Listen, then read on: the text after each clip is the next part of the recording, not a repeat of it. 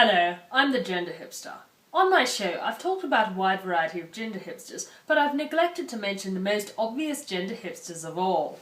Half men, half women. I'm not talking about intersex people, or those who are bigender or androgynous. No, I'm talking about those who are bisected vertically by some kind of imaginary gender divide, who are the most simplistic manifestation of the duality of the sexes in one body, in one stupid, easy-to-understand package. The curvaceous, sultry body of a woman on one side, and the rigid, rectangular, masculine form of a man on the other. Both of them combine into one confusing whole. A person who is condemned to wearing ridiculous Harlequin half-and-half outfits for the rest of their life. Now, no one is literally half man and half woman this way, because that's not how intersex conditions work. Traditionally, the sorts of people I describe were those employed in circus sideshows, often labelled as hermaphrodites, usually with some kind of double-barreled man-woman name. Some of the performers may have been intersex in reality, but many of them had their androgynous appearance enhanced with sucker-born every-minute trickery. They'd work out one side of their body in order to make it all ripped and manly, and then shave the other. When enhanced with a Skrillex cut and a stupid amazing gender harlequin patchwork costume, the effect was certainly enough to bring in money to the probably mustachioed and undoubtedly very dodgy circus proprietor. More recently, the half-man, half-woman illusion has grown in popularity, despite the fact that fewer and fewer people are prepared to commit to the sort of effort required to pull this kind of thing off. Instead, most people who try this trend tend to do so in a less permanent but still fairly impressive way. And I'll admit it, doing the vertical half-and-half thing is actually rather hard. A horizontal split is much easier. So what does this have to do with anything? Well, today I'm not going to be looking at historic, potentially intersex circus performers. On the other hand, it's been a little while since I looked at something really unashamedly stupid. And if you want stupid, forget about the golden age of circus. No, if you want stupid, there's nothing stupider than the golden age of comics. And if you want really fucking stupid, I sincerely doubt there's anything more mentally bereft than this one little comic from the pen of the appropriately named Charles Biro. This is Crimebuster meets He-She. The comic cover is pretty sparse. Now, I know fuck all about comics, so I can't really tell you much about the printing techniques used at the time, but I'm sure they were quite cheap and pulptastic, as we can see by the glorious halo of yellow blurting out of just about every outline, as if some shit-kicking printer misaligned the plate. Or the screen. Crimebuster meets He-She! Apparently, the deadliest of this species is the female. Well, you could have fooled me, considering most of the people who commit genocide, homicide, and even suicide identify as male. But if Crimebuster meets He-She says so, it must be correct. But what of He-She themselves? Standing in a blazingly fierce don't fuck with me stance, He-She rocks the huge eye and caved-in face look. Naturally, their stereotypically feminine proportions on one side, juxtaposed with the stereotypically masculine proportions on the other, lends the character an unfortunate sense of imbalance. The ripped arm makes sense, but I'm not sure why poor He-She seems to have a lopsided skull as well. Very unfortunate. However, it's worth noting that He-She doesn't have the Harlequin outfit, meaning that they've already broken the one rule of the horizontal gender split. In another picture, on the cover of Boy Comics, He-She's fierce nature is somewhat overshadowed by the presence of a huge crew-cut Zardoz head with tiny swastika pupils and slaving rabbit-trap jaws. I can only hope this particular individual shows up in the story about He-She, because if not, I'll be sorely disappointed. In this picture, He-She's skull is slightly less sunken, but they're unfortunately stricken with an awful case of moderately racist-looking blackface mouth. Was Charles Biro just trying to cram in as many unfortunate visual stereotypes as possible? I'm just going to pretend the He-She label is a censor bar. Well, it is mostly covering He-She's masculine side. This is the story of a thing, neither man nor woman. A person? Yes. With a soul? No. Hey, just because someone's gender presentation confuses you, doesn't mean they don't have a soul. Fuck you. He or she, call it what you will, lives in these pages, and you have the precious key to the inner secrets of its existence. Well, that's rude. In the first panel, someone who apparently doesn't deserve the dignity of being called a person sidles up to a door, their legs performing a weird perspective trick while doing so. Boarding house! Rooms with meals! Roars and squeaks a tiny, crappily thought-out sign jammed in the corner. Then we see he-she asking a landlady if there's a room available. To cut a long story short, the grumpy landlady manages to only see one side of he-she's face while she conducts the transaction, and thus is susceptible to he-she's amazing masculine flattery. Don't think I'm bold, but it's very rare to find a woman like you who is beautiful and has brains at the same time. Tell me, why is a gorgeous creature like you wasted away running a boarding house? Oh, go away with your blarney! Snarls the housekeeper in response. Truly, more romantic words have never been spoken. And so they were married. Wait, what? I had no idea heterosexual courtship was so rapid. I know people often rush into things, but we're talking 10 minutes of interaction at the most. I can only assume that the room they were talking in was so glaringly yellow that it impaired the landlady's brain function. In the next panel, we see he-she standing in the middle of an archery target while the landlady berates them. What? You want another 10,000? Why? I've already given you 25,000! What did you do with that? I invested it, and if you ever want to see any of it again, you'd better give me the $10,000. Wait, this comic was published in 1943. Adjusted for inflation, $25,000 is equal to about $350,000 in today's money. This woman runs a crap old boarding house. There's no way she'd have that much money squirreled away, and if she did, surely she could afford a better sign. Well, apparently she does, as she immediately acquiesces and gives he-she another $10,000, equivalent to $137,898.81 in today's money. Well, I'll say this much about he-she. They certainly managed to find the one slumlord landlady in the universe with a huge disposable income. She must have recently won the lottery or something. In this panel, the room apparently turned into a rather fetching raspberry void. Either that, or the sofa grew to enormous sizes and covered the wall and much of the floor. Or maybe both of them shrunk down to the size of Polly Pockets and are now jumping around on the seat cushion. Intriguing. Here's your money, dear, says the landlady, apparently pulling a huge sum out of hammer space while doing so. And I'm sorry if I was cross with you. We've only been married a week and we're quarrelling already. Wait, they've only been married a week? Wait, they've already been married a week? This comic has the worst, most poorly depicted time frame I've ever seen in my life. Once again, the wall changes colour between panels, because this strip apparently takes place in the Garfield universe, a place where everyone stands on conveyor belts in front of kilometres of differently coloured backdrops. Oh, cut out the mush, and will you get rid of this blasted cat? he-she then kicks the cat into oblivion, while simultaneously being out of scale with the rest of the room. God damn it, he-she is giving me vertigo. With this act of cruelty, the landlady begins to have misgivings. What? Only now? I would have thought you'd actually bother getting to know someone before you married them. I don't think you love me either. I think you just married me for my money. What kind of a man are you? What kind of a marriage is this anyway? You've never kissed me once. You always keep your coat and gloves on the house, and that hat pulled down to one side. I've never seen you with it off. There! Turn around! With this, the landlady swiftly pulls off he-she's hat to reveal that her husband has an embarrassing hairstyle. Why? You're half man and half woman. Ooh, I feel faint.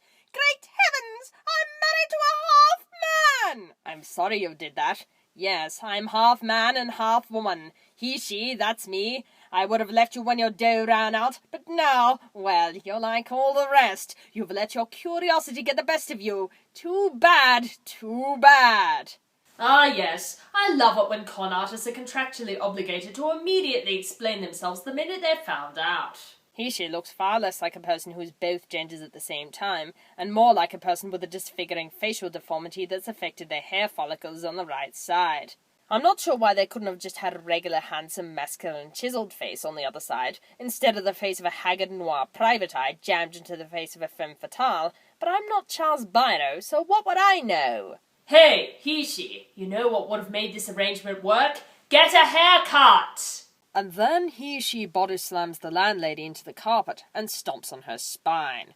Well, she's dead. She drags the landlady's corpse down to the cellar and bricks it inside the walls, something which is easily accomplished by just moving the loose-fitting foam blocks in the wall around. Apparently, the landlady's house was made out of polystyrene and stuck together with post-it note glue. Kitty, you and I are the only ones that'll ever know your mistress will be sealed up inside the cellar walls, bellows she through the hall and into another house's cellar, probably waking Freddy Krueger from his slumber. Then she takes out their anger on the cat, probably breaking its spine as well. Chalk up another perfect crime for she says. To no one. Just in case any busybody noses around looking for Maggie, I write a little note from my adoring wife to me, saying she's gone to visit a sick aunt in Canada. This is child's play, copying her handwriting, says she, in a clear bit of exposition meant to disguise the fact that it would take far too long for Charles Byro to visually depict this action.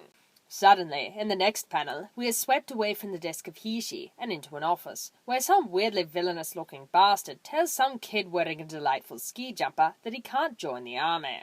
You're too young, Crimebuster. Anyway, you forget that I'm only police commissioner of this city. I'm not FDR. But you could tell the president I can fight in a man's war, ski jumper Pratt says in the next panel, while engaging the police commissioner in a weirdly intense staring contest. You're doing more than your fair share for your country, Crimebuster, right here, replies the commissioner, in the phrasing of someone who learned English as their third language. Besides, I've got my own headaches. My duck's-ass haircut is on too tight. Dozens of people mysteriously disappearing without a trace. If you can solve them for me, I'll speak to the president for you. Excuse me, Crimebuster, says the commissioner, as he receives an urgent alarm call from his shoulder. On the next page, an irate woman tells the commissioner that she heard a disturbance. A lot of fighting and screaming in my landlady's room like someone was being murdered. Suddenly it stopped and I ain't seen hide nor hair of the landlady since. Why didn't you call the police when this was happening? It certainly might have been a bit more useful. Okay, lady. We'll look into it. Goodbye. This might just be another crank calling, Crimebuster, or it may mean another disappearance. This might just be another crank call? No wonder she didn't call the police right away. The police in this city are terrible. In fact, the police are so terrible they bring Crimebuster, a 14-year-old boy wearing a Weasley family jumper and a shorts and tights combo, right to a crime scene where someone may have been brutally murdered. And the city in the background appears to have been made of cheese. Hello, what's going on here? Says she, descending the stairs while holding a potato over their face in a way that isn't the least bit suspicious. That's him! That's the landlady's husband! Ask him where his wife is! I've had this terrible toothache, and the noise the lady heard must have been me yelling from the pain. The note will tell you where my wife is. The police immediately decide everything is okay, which is odd considering they're currently standing in a yellow void. Everything's in order. No sign of a struggle here. This is just another goose chase. Let's go! How was there no sign of a struggle? Oh, right. It's because the landlady only had one piece of furniture. It's a bit hard for a room to be in disarray if it's almost completely empty. I'll have my wife get in touch with you boys as soon as she gets back. By the by, Tom, what happened to Crimebuster? Where's he hiding? Oh, he must have left long ago. That kid knows right away if anything is hot or not. What the hell? You can't just walk away from a crime scene without telling any of your colleagues where you're going. The Crimebuster is terrible! However, currently the Crimebuster is poking around in the boiler. If it's so, that guy had a note mighty handy, queer-looking duck. It's a cinch they didn't get along, or she wouldn't have left him after only a week. And the answer will be in this boiler. However, before the Crimebuster can do some serious crime-busting, the queer-looking duck interrupts him. Huh? Your friends thought you'd gone. They left without you. And with their bad police work and lack of reinforcements, they condemned you to an early grave. Thanks. I'll be running along now too.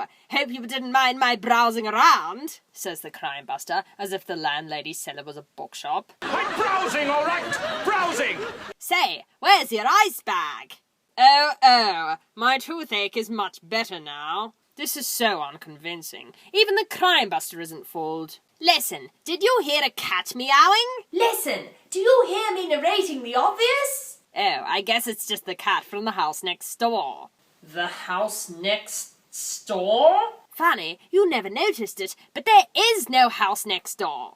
How the fuck do you know? It's coming from behind this wall. There's a cat inside. These stones are loose, says Crimebuster obviously, as a stupid redundant monkey face plants into the wall. Also, if the stones are that loose, surely the wall should just collapse whenever one of them is removed. Well, for Pete's sake, how did you get in there, kitty? Oops, and a woman's arm. Wait, if there's no house next door, is the woman's body outside? How the hell does this even work? Suddenly, a pickaxe flies across the room, narrowly missing Crimebuster, who was pulled out of the way by his previously redundant monkey. After I catch that Bluebeard, Squeaks, I'll thank you for saving my life. Bluebeard? However, when Crimebuster leaves the house, he's confronted by someone we haven't seen before in this comic. The left side of he-she. What's all this excitement, handsome? Gulp, says the Crimebuster, obviously disturbed to have received flirtatious advances from a pedophile. Did you see which way that guy who came out of the cellar went? You mean the landlady's husband. He just went out that door. Suddenly, here she is attacked by the nearly redundant monkey, thus revealing to Crimebuster the true nature of he-she's chimeric form. Strip my gears and call me shiftless. It's what is it? I guess you've got me red-handed. What's the use of trying to alibi? Alibi isn't a verb. I'll let you take me to the police. Crimebuster is so overcome by this suggestion that he dives headfirst into he-she's crotch, probably in an attempt to find out what kind of genitals they have. Hey, what is this? 100 years hence, replies he-she randomly, as the two begin to have a brawl on the surface of a hilariously large pool table. He-she kicks Crimebuster in the face weirdly and awkwardly, in such a way that they end up kneeing themselves in the jaw, and then runs up the stairs, only to have their pursuit interrupted by the arrival of some guy. Oh, please, mister, help me. It's my brother. He's drunk, and he's beating me. And he's also 12. The man decides to protect he-she by putting Crimebuster into a wrestling hold. Tough guy, eh? Hitting a lady? Let go, you jerk! She's a he too! He's a murderer, and he's getting away! Doesn't anything sink into that thick skull? He's getting away! Let go! Crimebuster then flies backwards into a wall, which wasn't there in the previous panels, managing to knock his apprehender out, possibly causing him permanent brain damage. It's not our fault he got away, is it, Squeaks? Let's go in and revive Sir Galahad. Why the hell did you even bother knocking him out then? Hello, Commissioner Reynolds? This is Crimebuster! Have the coroner come to 606 Polk Street. I found them missing. The missing what? The Commissioner asks for a description, but the answer is so far from his liking, he's forced to do an enraged grind stretch. What? Half man and half woman? Quit clowning, Crimebuster. What? You're not clowning? Well, if you bring in a half man and half woman, I'll bring in a mermaid! The Commissioner yells, with the enraged conviction of someone who's never heard of intersex conditions. Come in, Tom. You went to 606 Polk Street to investigate that call that came in, didn't you? Find everything all right? Right, Chief. Everything was honky-dory. Just another false alarm. And a whole lot of white people. Oh, it was it? You flatfoot! Crimebuster found the woman murdered in the cellar! Tom must have been the cop who was sent to investigate 10 Rillington Place. Meanwhile, Crimebuster is still at the house, investigating. Get a load of this wad of dough. 10, 20, 25, 30, $35,000. Phew! As this is going on, she is scaling the side of a building. I'm as hot as Mexican chili by this time. Those are two different countries. When I get my 45 grand, I'll take me a trip but far. Why does no one in this comic know how to talk like a real person? Gone! Puffs he, leaning on the chest of drawers like it's the corpse of a freshly slaughtered trophy elephant, with a face that has absolutely no emotion or expression. Well, I guess they did say she had no soul, but looking at them, I'd say Bell's palsy is more likely. However, Crimebuster is still in the room. If it's the money you're looking for, and I'm sure it is, I beat you to it. I've got it. I knew you would come back after that 35 grand, so I've been waiting for you. This enrages she, who suddenly pulls a gun out of their left boob. Oh, a gun! I should have known, says the Crimebuster, in a way exactly unlike anyone who ever had a gun pulled on them would. I thought all little boys knew if you play with fire, you get burnt. She's got a point there. When it comes to burning, they're as hot as Mexican chile. She is then injured by a falling light fitting. That was a beauty, Squeaks. Nice work, little fella. You did it again. Know something? I feel better socking you on the right side, 'cause that's the man's side. Why the fuck do you have to narrate everything? Thankfully, she doesn't suffer from the same disease, and is able to hit Crimebuster with a chair without once feeling the need to say, "I like hitting you with this chair." Then, face melting even more, she makes that escape through a play school window and swings away in a washing line, only for the Crimebuster to send that rat bastard of a monkey after them. "Why, you! Stop him! I'll fall! You win, Crimebuster! Call him off! I'll come back!" "You better!" smirks Crimebuster, like a fat child sticking his finger into a pie. "You're 5 stories up and it's a long way down, and you were wondering how Squeaks could bring you back! Squeaks, stop showing off!" Then she does what I've been wanting to do for the whole comic, and throws Squeaks off the wire with one nonchalant toss of a womanly hand. The monkey then proceeds to fall to his death. "Squeaks! Squeaks! Oh, Mother of Mercy, make him be all right! I'm really to blame. I sent him out on the line. Oh, Squeaks, you poor little brave monkey. I'll never forgive myself." Thankfully for Crimebuster, the only competent character in the comic fell directly into a pair of comedic bloomers. "Squeaks, I don't know whether to kiss you or pass out," says Crimebuster zoophilically. "Come on, boy. Let's finish what we started with that he-she." Rounding the corner, Crimebuster sees he-she scooming down a staircase. "Right about now, he-she should be coming out of that house. Hello there, beauty beast." Just then, a leering truck driver drives up. "Sweet!" whistles the truck driver in exactly the way that nobody does. "Can I drop you anywhere, sister?" "Boy, just the break I need to shake that plague," Talk thinks he-she, while impersonating a figurehead with a painted-on Egyptian-style face. "Oh, thank you!" He-she gets into the truck and fills up the truck driver's face. The truck driver is weirdly into this. "Oh, baby, how about a little smack-smack?" I don't know what they intended by that, but the reality of it can't be any worse than what I'm currently thinking. "Sure, right on the kisser," says he-she, powering the truck driver right out of the truck in a spiral that defies physics. "Don't be discouraged, old boy. I'd answer that question in your eyes, but it's a long story." The Crimebuster gives up on his chase and returns to the commissioner's office for a nice game of miniature pool.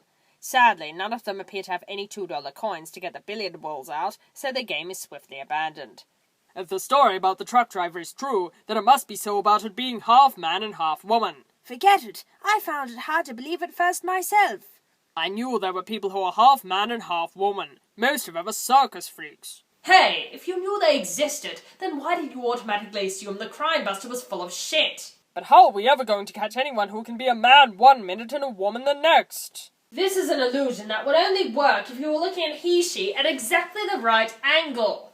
Why does no one in the universe move their head even slightly? He-she is broke, so he won't be able to blow town. He'll try for another victim. How the hell do you know that? For all you know, they've pulled this con hundreds of times before, and they've got loads of savings already. Then again, I suppose the con was pulled off pretty inefficiently, so maybe Crimebuster is right to assume that he-she is an impoverished amateur. I want to put an ad in the paper. An ad? Okay, write it up and I'll send it in. See that this ad gets in tomorrow's Morning Bugle, says the commissioner while turning into a weird garden gnome with a piece of paper glued to his hand. Seriously, just try and hold up a piece of paper like that.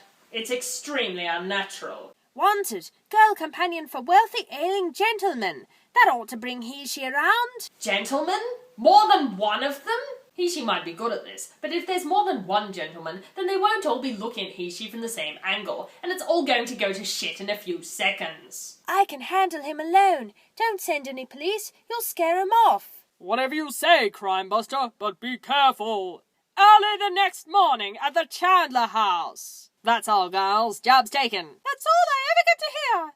Why doesn't he see any of us before he decides? Tell him thanks for the interview. Meanwhile, Crimebuster accosts he-she, who was awkwardly leaning to one side like they're suffering from very serious idiopathic scoliosis. Well, that could explain the lopsided physique. You're just the girl my uncle is looking for. I'm sure you'll get along fine together. You dear boy, but haven't we met somewhere before? You're not fooling anybody. he says, while yanking Crimebuster's hat off and simultaneously drawing a gun from their sporran. Now where's that 35 grand?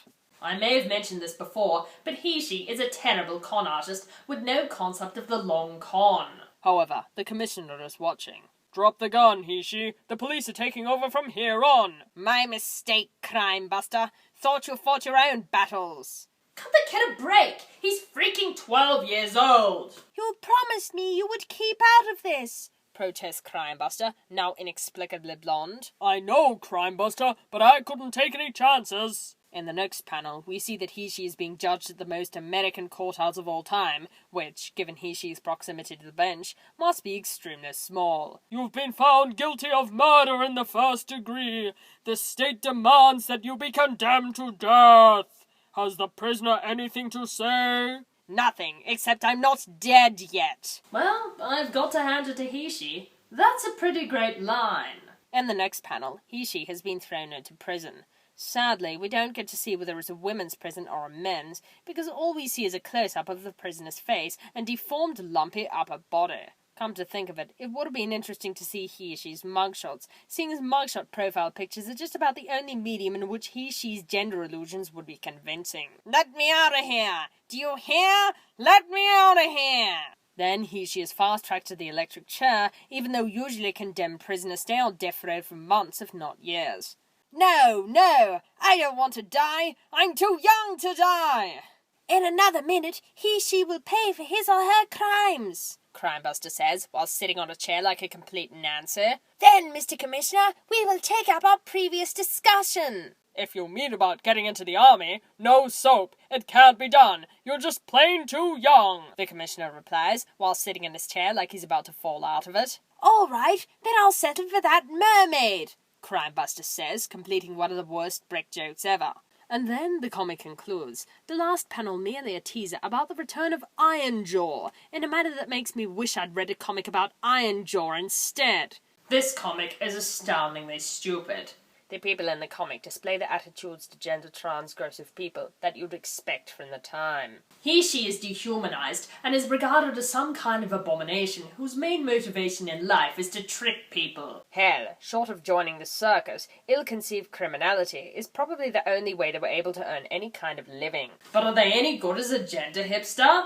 Despite the novelty of the character, she uses very little of their natural duality to any sort of advantage. Yes, they manage to defraud a woman out of money, but not through using any sort of amazing performing gender-based power. For she, having a bi-gendered body is more of a disability than an advantage. They're only able to trick people for a very short period of time, and the minute they're found out, they're liable to be chased away with torches and pitchforks. It would have been far easier for them if they just tried to pass as one gender at a time, because then they wouldn't have had to hope that everyone around them kept their heads still. Belle Guinness was far better at insurance fraud. She was nearly as brazen, and she got away with it for ages, probably because she didn't have to spend most of her time holding a potato over her face in order to conceal her second identity. Truth be told, she just isn't a very good con artist, and the only reason they have any sort of success is because everyone around them is mind-blowingly stupid. I like the idea of a person with bilateral gender division, but they could have done a lot more with this character.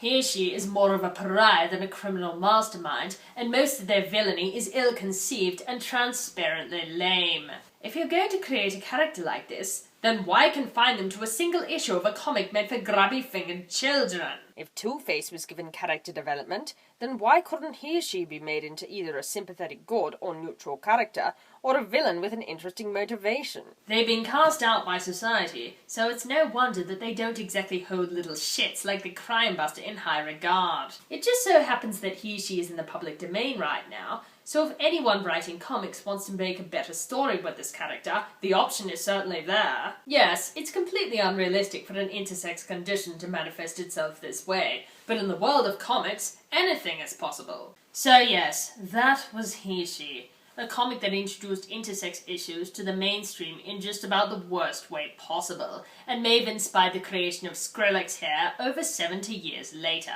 I've got to admit, I don't really think this form of gender transgression suits me. Oh well, it didn't really work for she either.